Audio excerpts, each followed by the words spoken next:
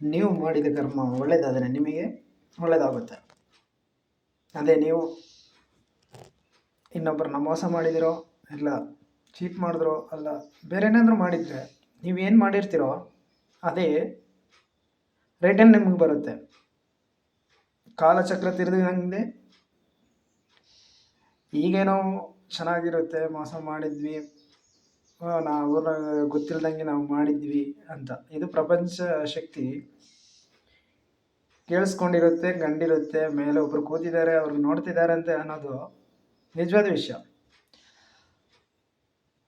ಅದೇನಾಗುತ್ತಂದರೆ ನಾವು ಏನು ಮಾಡಿದ್ದೀವೋ ಅದು ತಿರುಗಿ ಬಂದು ನಮಗೆ ಸಿಗುತ್ತೆ. ಅದು ಈ ಜನ್ಮದಲ್ಲಾಗಿರ್ಬೋದು ಅಥವಾ ನಿಮ್ಮ ಹಿಂದಿನ ಜನ್ಮದಲ್ಲಾಗಿರ್ಬೋದು.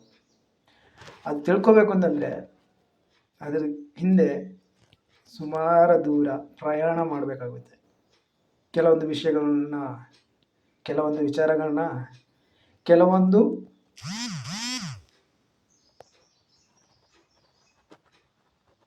ವಸ್ತುಗಳನ್ನಾಗಲಿ, ಕೆಲವೊಂದು ವ್ಯಕ್ತಿಗಳನ್ನಾಗಲಿ ಎಲ್ಲನೂ ಕಳ್ಕೋಬೇಕಾಗುತ್ತೆ. ನೀವು ಏನಾದರೂ ಕಳ್ಕೊಂಡ ಮೇಲೇ, ಕಳೆದು ಹೋದ ನಂತರ ನೀವು ಅದರ ಬಗ್ಗೆ ಸರ್ಚ್ ಮಾಡ್ತೀರಿ. ಆ ಸರ್ಚ್ ಮಾಡುವಾಗ ನಿಮಗೆ ಸಿಗುತ್ತೆ ನಿಮ್ಮ ಬದುಕಿನಲ್ಲಿ ನೀವು ಏನು ಸಾಧಿಸಲು ಇಲ್ಲಿ ಈ ಭೂಮಿಗೆ ಬಂದಿದ್ದೀರಾ ಅಂತ. ಅದೇನಂತಂದರೆ ನಿಮ್ಮ ಸೋಲು ಆಲ್ರೆಡಿ ಡಿಸೈಡ್ ಮಾಡ್ಕೊಂಡಿರುತ್ತೆ. ನಾನು ಯಾರನ್ನ ನೋಡಬೇಕು, ಯಾರ ಜೊತೆ ಮಾತಾಡಬೇಕು, ಯಾರ ಜೊತೆಗೆ ಇರಬೇಕು, ಯಾವಾಗ ಏನು ಮಾಡಬೇಕು ಅನ್ನೋ ಎಲ್ಲ ವಿಚಾರಗಳನ್ನು ನಿಮ್ಮ ಸೋಲು ತಿಳಿದುಕೊಂಡಿರುತ್ತೆ. ಎಲ್ಲ ವಿಚಾರಗಳು ಮುಂದೇನಾಗುತ್ತೆ ಅಂತಾನೂ ನಿಮ್ಮ ಸೋಲ್ಗೆ ಗೊತ್ತಿರುತ್ತೆ. ಅದು ಗೊತ್ತಾಗಬೇಕು ಅಂದರೆ ನೀವು ನಿಮ್ಮ ಸೋಲನ್ನ ನೀವು ಅರ್ಥ ಮಾಡ್ಕೋಬೇಕು. ನಿಮ್ಮ ಸೋಲ್ ಏನು ಹೇಳುತ್ತೋ, ಸೋಲ್ ಅಂದರೆ ಆತ್ಮ, ನಿಮ್ಮ ಆತ್ಮ ಏನಕ್ಕೋಸ್ಕರ ಈ ಭೂಮಿಗೆ ಬಂದಿದೆಯೋ ಅದನ್ನು ಅರ್ಥ ಮಾಡ್ಕೋಬೇಕು ಅಂದರೆ ಅದರ ಹಿಂದೆ ಸುಮಾರು ದೂರ ಚಲಿಸ್ಬೇಕಾಗುತ್ತೆ. ಆ ದೂರ ಚಲಿಸ್ಬೇಕು ಅಂದಾಗ ಅಂದರೆ ಅದು ಅಷ್ಟು ಈಸಿ ಅಲ್ಲ, ತುಂಬ ಪೇನ್ ಕೊಡುತ್ತೆ, ನೋವು. ನಿಮ್ಮ ಜೀವನದಲ್ಲಿ ನೀವು ಎಷ್ಟು ನೋವು ಅನುಭವಿಸ್ತೀರಂದರೆ ಆತ್ಮೀಯವಾಗಿ, ಏನಂದರೆ ಆತ್ಮೀಯ ದಾರಿಯಲ್ಲಿ ಹೋಗಬೇಕಾದ್ರೆ ತುಂಬ ಪೇನ್ ಕೊಡುತ್ತೆ. ಯಾರು ಕೊಡ್ತಾರೆ ಅಂದರೆ ದೇವರು ಅಂತ ನಾವು ಹೇಳ್ತೀವಿ, ಯೂನಿವರ್ಸ್ ಗೈಡ್. ಅವರು ಏನು ಅಂದ್ಕೊಂಡಿದ್ದಾರೆ ಅಂತಂದರೆ ನಮಗೆ ಚಾಲೆಂಜನ್ನು ಕೊಡುತ್ತೆ. ನಾವು ಅದರಿಂದ ಯಾವ ರೀತಿ ಹೇಗೆ ಮುಂದೆ ಬರ್ತೀವಿ ಅದನ್ನೆಲ್ಲ ಆ ಪೇಯ್ನಿಂದ ನಾವು ಏನು ತಿಳ್ಕೊಂಡಿದ್ದೀವಿ ನಮಗೆ ಒಂದು ಸಲ ತೋರಿಸುತ್ತೆ, 2 ಸಲ ತೋರಿಸುತ್ತೆ. ಸೈನ್ಸ್ ಅದರ ಸಿಂಬಲ್ಗಳು 1 ಸಲ 2 ಸಲ ಎಲ್ಲ ತೋರಿಸುತ್ತೆ. ಆದರೆ ನಾವು ಅದನ್ನು ತಿಳ್ಕೊಳ್ಳಲ್ಲ. ಅವಾಗ ಏನಾಗುತ್ತೆ ಅಂತಂದರೆ ಈ 1 ಸಲ 2 ಸಲ ನಮಗೆ ಅದರ ಚಿಹ್ನೆಗಳು ಅಂದರೆ ಅದು ಯಾವ ರೀತಿ ಆಗುತ್ತೆ ಅಂತ ಸಿಂಬಲ್ಗಳನ್ನ ತೋರಿಸಿದಾಗ ನಾವು ಅದೇನು ಹೇಗೆ ಅಂತ ಅಂದ್ಕೊಳ್ಳಲ್ಲ. ಇದೇನಪ್ಪ ಸಣ್ಣದಾಗಿ ಒಂದು ಅದು ಮುಗೀತು, ನೆಕ್ಸ್ಟ್ ಮುಂದಕ್ಕೆ ಹೋಗ್ತೀವಿ. ಆದರೆ ಅದು ಏನು ಅಂತ ಹೇಳಿ ಫುಲ್ಲಾಗಿ ನಾವು ಅರ್ಥ ಮಾಡಿಕೊಂಡು ತಿದ್ಕೊಂಡು ನಮ್ಮ ಲೈಫ್ನ ಮುಂದಕ್ಕೆ ತಗೊಂಡೋದ್ರೆ ಚೆನ್ನಾಗಿರುತ್ತೆ. ಆದರೆ ಏನು ಮಾಡ್ತೀವಿ, ತಪ್ಪು ಅಲ್ಲೇ ಆಗೋದು. ತಪ್ಪು ಅಂತ ಹೇಳೋದಲ್ಲ, ಆದರೆ ನಮಗೆ ಗೊತ್ತಾಗಲ್ಲ ನಮ್ಮ ಸೋಲ್ ಏನಕ್ಕಾಗಿ ಈ ರೀತಿಯೆಲ್ಲ ನಮಗೆ ತೋರಿಸುತ್ತೆ ಅಂತ. ಆವಾಗ ನಾವು ಯೋಚನೆ ಮಾಡಬೇಕು, ಮುಂದಕ್ಕೇನೋ ಇದೆ ಅಂತ. ನಾವು ಹೋಗ್ತಾ ಇರೋ ದಾರಿ ಅಂದರೆ ನಾವು ಮುಂದಕ್ಕೆ ಹೋಗ್ತಾ ಇದ್ದಾಗ ನಾವು ಏನು ಕಲಿಬೇಕು, ಏನು ಮಾಡಬೇಕು, ನಾವು ಯಾವ ವಿಷಯಕ್ಕೋಸ್ಕರ ನಾವು ಈ ಪ್ರಪಂಚದಲ್ಲಿ ಬಂದಿದ್ದೀವಿ ಅಂತ ತಿಳ್ಕೊಳ್ಳೋಕ್ಕೆ 1 ಚಾನ್ಸ್ ಕೊಡುತ್ತೆ, 2 ಚಾನ್ಸ್ ಕೊಡುತ್ತೆ ನಾರ್ಮಲಾಗಿ. ಆವಾಗ ನಾವು ತಿಳ್ಕೊಳ್ಳಲ್ಲ. 3ನೇ ಚಾನ್ಸ್ ಅಂದರೆ ತುಂಬ ಪೇನ್, ಎಲ್ಲ ಕಳ್ಕೋಬೇಕಾಗುತ್ತೆ. ನಾವು ಏನು ಎತ್ತಂದಿಲ್ಲ, ಮತ್ತೆ ನಾವು ಅದನ್ನು ಹುಡ್ಕೊಂಡು ಹೋಗ್ತೀವಿ. ಆವಾಗ ತಿಳಿಯುತ್ತೆ ನಾವು ಮೊದಲೇ ನಮಗೆ ಈ ಸೈನ್ಗಳೆಲ್ಲ ಸಿಕ್ಕಿತ್ತು.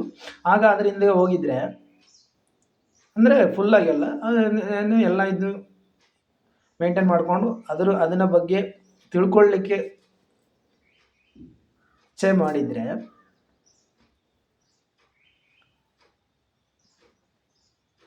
ನಾವು ಇಷ್ಟೊಂದು ಇವಾಗ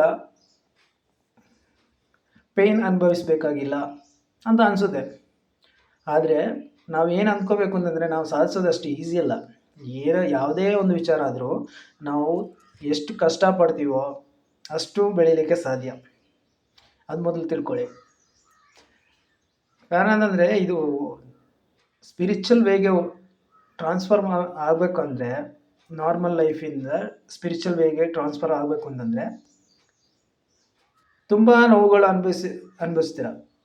ಅಂದರೆ ನೀವು ಸ್ಪಿರಿಚುವಲ್ ವೇಗೆ ಬರಬೇಕು ಅಂತಂದರೆ ನಿಮ್ಮ ಸೋಲ್ನ ಪರ್ಪಸ್ ಏನು, ಅದು ಈ ಭೂಮಿಯಲ್ಲಿ ಏನು ಪರ್ಪಸ್ಸಿಗೋಸ್ಕರ ಬಂದಿದೆಯೋ ಅದನ್ನು ಮಾಡಲಿಕ್ಕೆ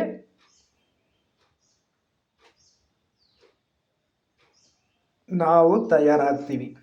ಆವಾಗಲೇ ಆ ಸೋಲ್ದು ಪರ್ಪಸ್ ಈ ಭೂಮಿಯಲ್ಲಿ ಏನಿದೆ, ನೆಕ್ಸ್ಟ್ ಮುಂದಿನ ಜನ್ಮದಲ್ಲಿ ನಾವು ಏನಾಗಬೇಕು ಏನಾಗಬಾರ್ದು ಅದು ತಿಳಿಬೇಕಾದ್ರೆ ಈ ಜನ್ಮದಲ್ಲಿ ನಾವು ಒಳ್ಳೆ ಕೆಲಸ ಮಾಡಿ ಎಲ್ಲರೂ ಅಂದ್ಕೊಳ್ತೀವಿ ನಾವು ಮಾಡೋದೆಲ್ಲ ಒಳ್ಳೆ ಕೆಲಸನೇ ಅಂತ. ಆದರೆ ನಾನು ಮಾಡೋ ಒಳ್ಳೆಯದು ನಿಮಗೆ ಕೆಟ್ಟದಾಗಿರುತ್ತೆ, ನೀವು ಮಾಡೋ ಒಳ್ಳೆಯದು ನನಗೆ ಕೆಟ್ಟದಾಗಿರುತ್ತೆ.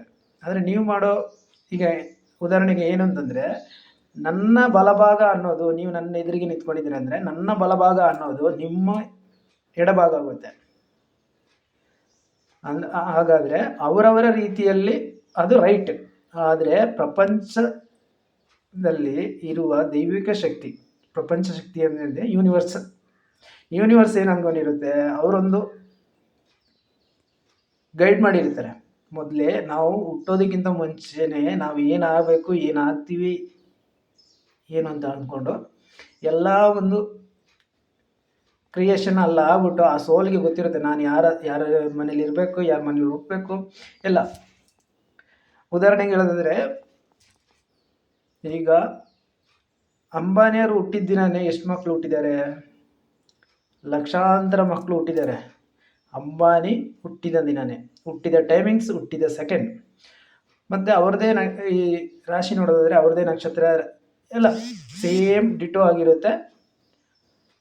ಆದ್ರೂ ಕೂಡ ಯಾಕೆ ಬಾಕಿ ಇರೋರೆಲ್ಲ ಅಂಬಾನಿ ರೀತಿಯಾಗಿಲ್ಲ ಅಂದರೆ ಅವರ ಸೋಲ್ ಯಾವುದಕ್ಕೋಸ್ಕರ ಈ ಪ್ರಪಂಚದಲ್ಲಿ ಬಂದಿದೆಯೋ ಅದು ಅನುಭವಿಸಲೇಬೇಕು.